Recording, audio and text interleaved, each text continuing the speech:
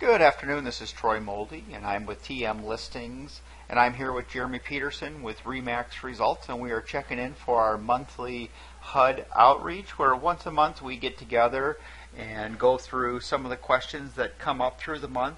I know that it's a lot less questions now, that inventory's been down so much and agents are just not familiar with the HUD procedures anymore. Brokers sometimes forget what's required of them, so we're just going to take a moment and today address NAID application, NAID renewal.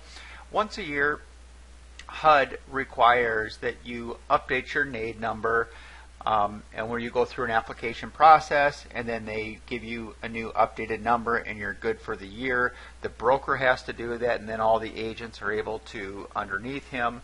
Also, when you do that, you're going to want to update your profile within HUD Home Store. We won't go through that today because you'll have to log in to do that, and all my private stuff would show there. So for that, you just go on this page and you're going to log in, and then after you log in, up along here you'll have the option to edit. Make sure that you're updating your license, and if your license in here is expired, and even though your NAID application is up to date, you still won't be able to bid on a HUD property. So just make sure you take a peek there. Let's look down here at NAID application. So we're at HUDHomestore.com on the home screen, and we just go right here, NAID application.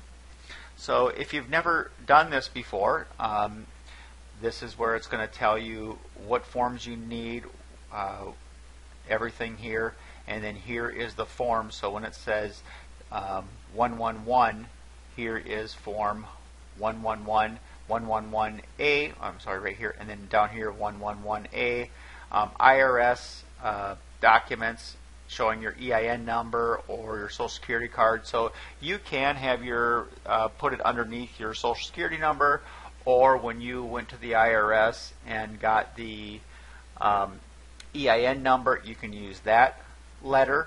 You're going to include that with your application, a copy of your real estate broker license showing the expiration date. I think it goes without saying that don't send in an expired broker expired license. Copy of your driver's license showing that it's currently active and not expired. A recent utility bill or bank statement that supports the address or company broker name shown on this form. Let's pop this open and you can kind of see what that's all about. So depending on what type you are, if it's a brand new person, you can go here. If you're modifying your current one, then you'll go here. And the nice thing is it'll show you, okay, if we're a brand new company, we're going to check here. And now you got to complete numbers 2 or 3 through 20. And now we go through and can complete all of that. If we are adding a new NAID to an existing payee, now we click here and we fill out these. And then for those of us who already have a NAID number, once a year we're just going to click 1D and then number 4 and 17 through 20. Very easy form to fill out. If you don't understand what you're filling out and you go to page 2, it gives you instructions here. And then we will look at the second form, which is also very easy. Just your information, company name, signature, your EIN or your social, depending on how you're applying, and you send that in. Personally, for me, I always put them in these order that they ask for, and then I just double check and make sure that that's there. And then we look down here to see for applicants in these states, that's going to be mailed here. For applicants in these states, that gets mailed here. And for applicants in Florida and these states, that's mailed here. And for Minnesota, we're right here, that gets mailed right here. And if you have questions, there's a phone number too. And it says that it'll take up to 6 weeks.